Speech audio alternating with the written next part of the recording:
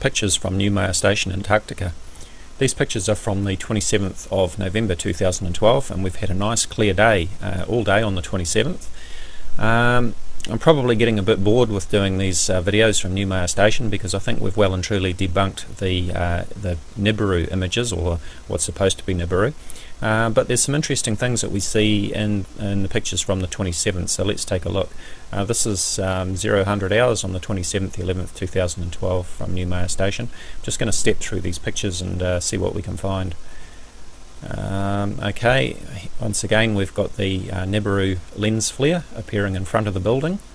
This is the same flare which we're actually going to see a little bit later on as well, which normally appears over this side and people have been claiming is Nibiru. As we'll see as we step through, that sphere sort of moves along. Notice that the bright side, or the apparently lit side, is on the left hand side of the sphere, even though the sun is actually coming up over on this side.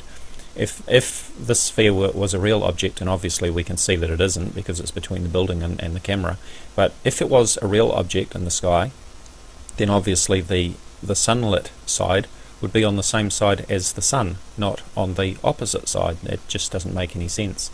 But anyway, let's keep going, and there's our sphere. Looks just like the ones we've seen before. Here are a couple of more lens flares we see. By the way, all of this machinery arrived just a few days earlier. There was a supply ship that came through and delivered all of this equipment and other supplies for the year. Okay, let's keep going. Here comes the sun on the right hand side, and here's the black spot, the famous black spot that some people have been claiming is Nibiru, or one of Nibiru's moons, or a moon of Nemesis, or one of Nibiru's planets. All sorts of things they claim. In fact, all this is the sun and the sensor in the camera. It's a CMOS sensor, and when there is light that is too intense for the camera to handle, it overloads the sensor and produces a black, or sometimes a purple black spot. The spot that we see here is actually about the size of the disk of the sun. If you were to remove all of the glare of the sun, then this is about what you would see. Say if you were looking through a solar filter or a welding lens, then that is about the size of the sun that you'd see. Of course, the sun is the same width in the sky as the moon. Obviously the sun is considerably bigger than the moon. In fact, it's about 400 times the diameter of the moon. But because the moon is 400 times closer, they appear to be about the same size, and that's why during an eclipse, when the moon passes in front of the sun, it blocks out the disk of the sun. But anyway, I'll just digress for a minute while we're talking about the black spot on the sun, and I'm going to show you some other pictures that show good examples of black spot images. Okay, in this one here we can see the sun is reflected in a window of a building there, and we've got a nice black spot there. Well, some might say, well, yes, that's Nibiru being reflected in the window. Well, let's have a look at some other pictures.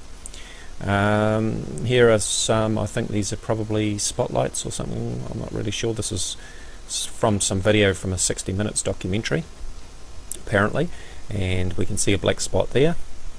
Here are some street lights, and again, they were bright enough to produce these black spots on these lights, not only the white ones, the red ones as well. Here are some Christmas lights, and again we can see the black spots, again overloading the sensor in the camera. And here comes some really interesting ones. We've got a black spot in front of the sun, which is what we normally see in the Neumayer pictures, but here we've also got a black spot from somebody using a flash on their camera. And a couple more. Here's a black spot in front of a spotlight, stage light at a concert. Here's another one, same thing, black spot. And here's the front page of the manual for the VORTEX cameras, which are used at Neumayer Station and elsewhere. I'll just zoom this in so we can get a closer look. And one of the sample images that they've used on the front page of the manual, what do we see? There's a picture of the sun with a black spot in front of it. And I think it was Fog Haze that did an excellent video on this, and she pointed out that you know, if there was something really strange that shouldn't be there, I don't think that VORTEX would be presenting this on the front page of their manual. Okay, so let's go back to our Neumayer pictures. So there's a black spot in front of the sun again, which is in fact the sun. So we'll carry on and step through. Here come our red and blue Kachina on the left hand side here in the sky. As we step through, we find that they actually come down and end up on the ground. So here's our red and blue Kachinas on the ground. So much for that. We've still got our black spot in the sky. And now about here, as the sun is exiting, we're going to see our good old, here it comes, our good old Nibiru lens flare appearing again. I can see it just coming into view. And as the sun exits out of view of the camera, we can see there it is again, just like we saw earlier on. It's no different. Only thing is, now it's got nothing between or nothing behind it, so that we can look through it and see that it's actually just a lens flare. Of course, when we were looking at it over here, we could see the building behind it. We could see through the lens flare to the building. Okay, what else have we got? An interesting thing happens as the sun comes around. The sun's coming around behind us soon, so I just step through. You can see the lighting changing on the building there, and we'll see a shadow from the radome coming around shortly. Here it is on the bottom of the screen here. It's just in your view. That's the shadow that's cast by the radome that the Neumayer webcam is mounted on. So as the sun is coming around the sky behind us, then the shadow is moving around. An interesting thing is going to happen soon. As we look at the machinery here that's all lined up, parked in front of the Neumayer station, with the glass windows and reflective surfaces on these snowplows and machines, we're going to see an interesting thing. Just stepping through. Okay, here we go. I'll just step back again. Watching this one here to start with, as I step through, you can see that the sunlight is reflecting on the glass. Now you see we've got that black spot again. And in fact, we've even got a bit of reflection off that back onto the camera. So we've got the sun is behind us, and it's sort of coming across this way. It's reflecting back to the camera, and it's also causing this this lens flare here with another little mini red and blue Kachina. Let's carry on. And as the sun comes round, we're actually going to see more of this reflection. We can see a little bit of it there. And you see that as we step along? It's sort of stepped along. I'll come back again. I'll actually go right back and zoom this up so you can get a better view. Okay, so there's the sun just coming in on this one here. There it is, nice big black overload, sensor overload there, which normally produces a black spot. We'll step along. Here comes the sun on the other ones. There's a little bit of a spot there, and there, and there. So there we go. What else have we got?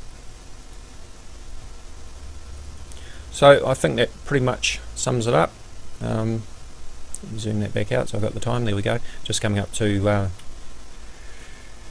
midnight again at Neumayer, 23:50, and looks like the weather was packing in there, but all in all it was a good 24 hours. We had plenty to look at there, and plenty of stuff to debunk. Let's go back and find that lens flare again finally, just for another quick look. That's my favourite one. That's a wind turbine there, by the way, in case you're wondering what that thing is turning around for power generation. And there's our Nibiru sphere, and I'm going to go right back. There's our sun with the spot. Going to go right back to where, there it is again. There's our Nibiru sphere. So hopefully I'm not going to have to do any more of these Neumayer station videos. They're getting a bit old hat now. It's getting a bit boring. I think we've well and truly debunked this lens flare. It's not Nibiru, it's just a lens flare. Always has been, always will be. But if there's anything particularly interesting that comes up from Neumayer Station, I will post another video. So thank you for watching. It's been a longer video, so thank you if you hung in there to the end. And as always, check out my Facebook discussion page, Voices of Reason to Explain X, or VORTEX. I'll put a link for you in the description area. Thank you for watching. Hello YouTube. This is an update on pictures from Neumayer Station in Antarctica. These pictures are from the 27th of November 2012, and we've had a nice clear day, all day on the 27th.